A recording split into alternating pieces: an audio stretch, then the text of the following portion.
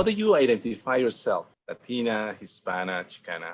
I am a person who has a mixed background, so I do consider myself Chicana and Latina.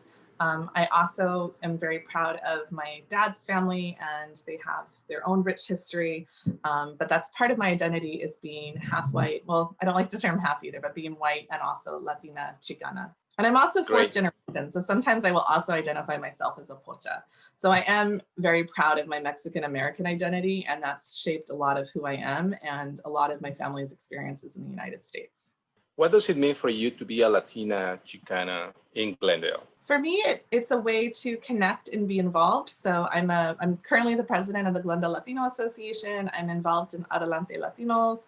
And I think as somebody who's, fourth generation with not the best Spanish in the world either, and, trying her best to connect to her family and her past, I think for me, it's also about creating a space so people like me and who have a similar background to me too can also see, hey, there's somebody here and I can connect to, and I can understand my history a little bit better, and I can also learn from other people too. So I think that's a big part of it for me, is making sure that people see themselves in organizations and see themselves in their community and know they can be involved, and also to make space for other people. So other people have different experiences being Latino, and I always learn from that. And I really enjoy making sure that everybody kind of has a seat at the table. And that's really important to me. What does the Day of the Dead celebration mean to you? For me, it's a way to connect with my family. So like I've got a picture of my great grandma here. This is my great grandma Isabel, and she actually came to the United States when she was a little girl from Mexico, from northern Mexico. And I believe, yes, that was Chihuahua. My other side of my mom's family came from Durango, and they settled in New Mexico.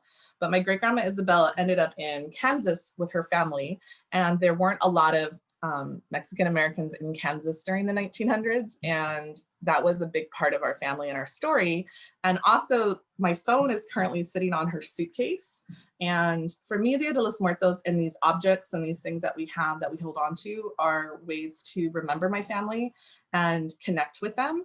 And also to know that we will never forget, or I will never forget them and their sacrifices that they made for me to be here and to be able to go to college and all of the things that different generations were able to do. So the altar this year is for my grandma Aurora.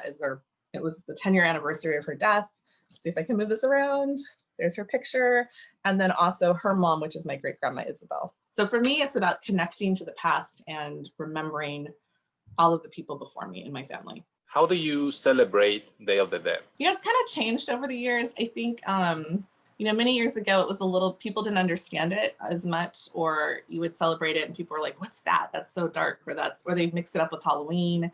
But I do think it's really great that, you see more of Dia de los Muertos. People are understanding it, appreciating it. I mean, I think Coco had a lot to do with that for people who weren't familiar. It became less of a, associated with a scary holiday. So I think for me, it's being able to connect to this tradition that has been going on way before my time, but also making it my own too. And I think that's important for everybody, is to, not to commercialize it too much, but to really, enjoy it, enjoy the core purpose of it, which is celebrating your family and your loved ones and the people you care about, and inviting them back to your heart, to your home, and to your table, right? Because so much of it is about food and sharing and their favorite things, and always kind of keeping them right here.